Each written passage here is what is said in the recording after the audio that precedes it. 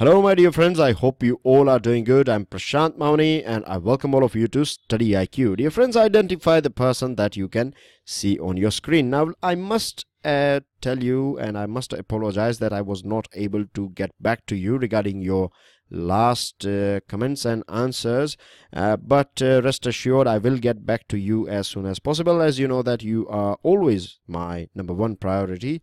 But at present there is something in the pipeline and that is drawing all my attention, but by tonight I will respond. I have gone through your comments, but I have not replied it yet, but I'll do it as soon as possible, and this is a promise. With this, dear friends, please allow me to introduce all of you to our pen drive and tablet courses for different exams. We have different pen drive and tablet courses and they help you a lot with your preparation. If you want to know more about it, all you have to do is check out StudyIQ.com, on which you will find test series and other items as well. And if you have any further queries, feel free to give us a call on the numbers that you can see on your screen. Now dear friends, Defense Minister has talked about Indian Ocean region. We have talked about Indian Ocean region earlier as well, and this time she is talking about international geopolitics. And now let me take you through some of the basic things regarding Indian Ocean. As you can see here, India is having a sort of a strategic or central position, right? Everything is not that far from India when it comes to Indian Ocean. The other thing is that huge amount of trade do take place in the waters of Indian Ocean, and you can see here Arabian Sea and Bay of Bengal. These are say for example segmented area of Indian Ocean, but at the end of the day the water that you can see here in Arabian Sea, I beg your pardon, and Bay of Bengal is of course the water of Indian Ocean. You can see three continents are sharing border with Indian Ocean. It is African or Africa continent, the continent of Africa, you have Asia, and you have Australia as well. So dear friends, this indicates that there are three different cultures or three different continents, and within this three different continents you have many countries as well. They are having their own way of dealing with things, and they are at different levels. So you can understand that this Indian Ocean is going to be a bit important. It is important today as well, but it is going to be more important in the future, because the way non-regional actors, and here he was not referring to any particular country, but we know it very well that he was talking about China, and we know that China is building many ports, right, in this Myanmar and Bangladesh and Sri Lanka. You have this Gwadar port here connecting this CPEC, China-Pakistan Economic Corridor. Then we know that recently Djibouti has become the first overseas military base of China. And the other thing is regarding these Chinese ports is that they are of dual purpose. One purpose is for trade, or you can say for commerce, and the second purpose is for military. So this is a matter of worry not only for India, right? It should be a matter of worry for all the countries that are sharing border with Indian Ocean, because how can a country that is not even sharing a border with Indian Ocean is building this sort of dual purpose port in Indian Ocean? The other thing is, dear friends, she also talked about this Sagar security project, right, or Sagar security vision of Prime Minister. You can know that Sagar, we are familiar with this word here. Sagar, we know that it is called sea.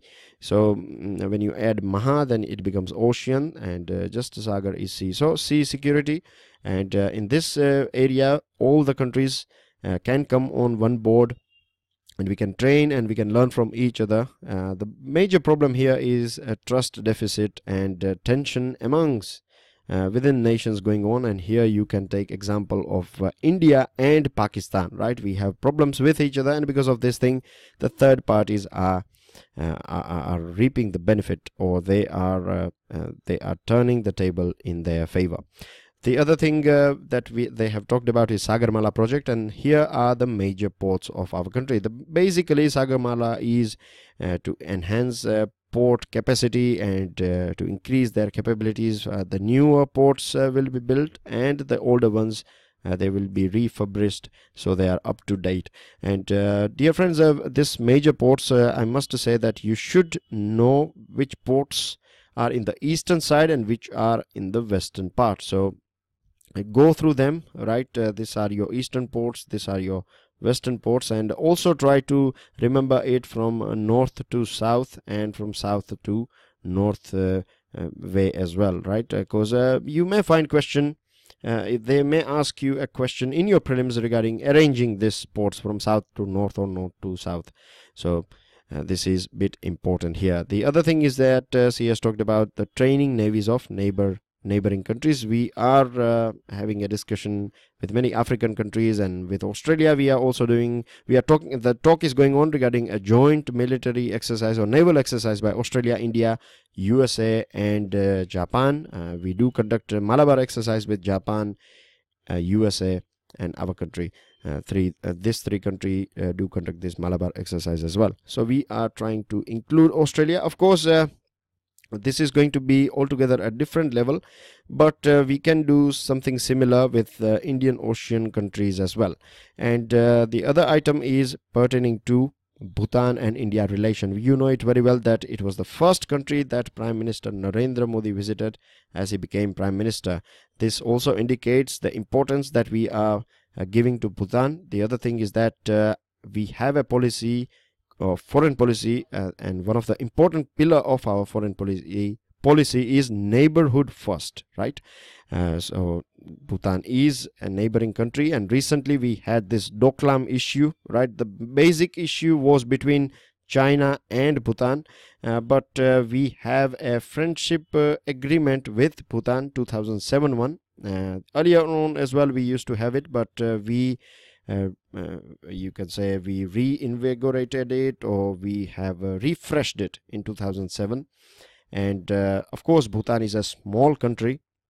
It will not have that huge army, and it will not have that much military strength to counter China. But of course when India joined hands with Bhutan as per this treaty in this Doklam issue, China was forced to step back. So this is a good sign, right, in itself. This friendship between Bhutan and India can become, or in fact you can say it is one of the finest example of friendship between two countries. The king and queen and the little prince that you can see on your screen, they are here for a 4-day visit. And President also talked about this stable, happy and prosperous Bhutan. You know that happiness index is something that is a sort of idea, you can say, or a gift of Bhutan to the world.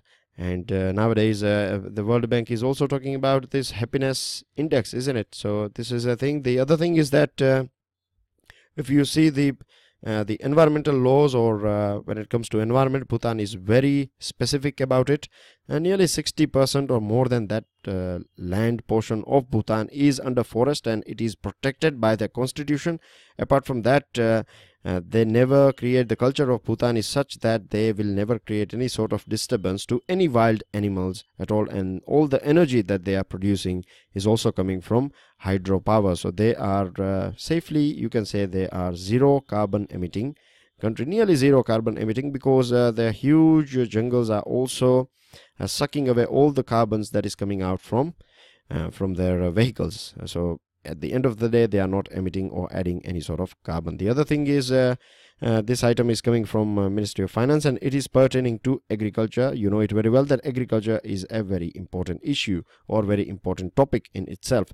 Now, Cabinet Committee on Economic Affairs has approved the continuation of Rashtriya Krishi Vikas Yojana. That means National Agricultural Development Scheme, right? And it will be given 15,722 crore rupees, and the main objective of this scheme is to ensure, or to make sure, that farming remains a sustainable and you can say viable economic activity.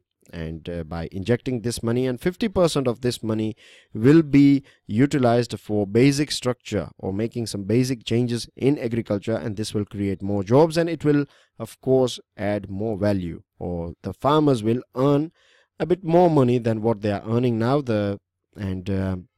It is also talking about the promoting agro business entrepreneurship. So these are the things that government is doing to ensure farming remains a viable or sustainable activity.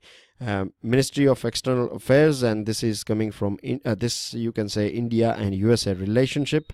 Nikki Haley, who is America's ambassador to United Nations, he has clearly stated that USA will not tolerate any sort of misbehavior or dirty games that is played by Pakistan in providing safe havens to terrorists.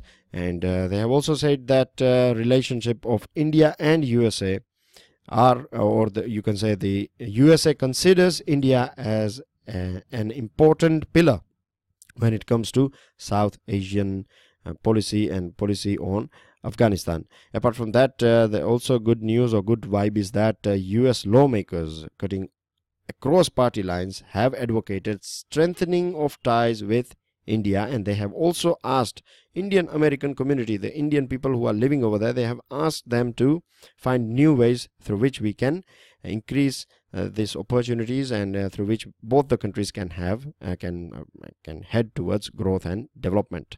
With this, dear friends, I have 3 questions for you here. As I told you, I will get back to you. I will go through your answers of a previous lecture and this one as well. With this, dear friends, enjoy your studies. Don't forget to subscribe, share, like, and pass your comments and answer. And don't forget to check out StudyIQ.com for your pen drive and tablet courses. This is Prashant Mavani signing off. Goodbye for now.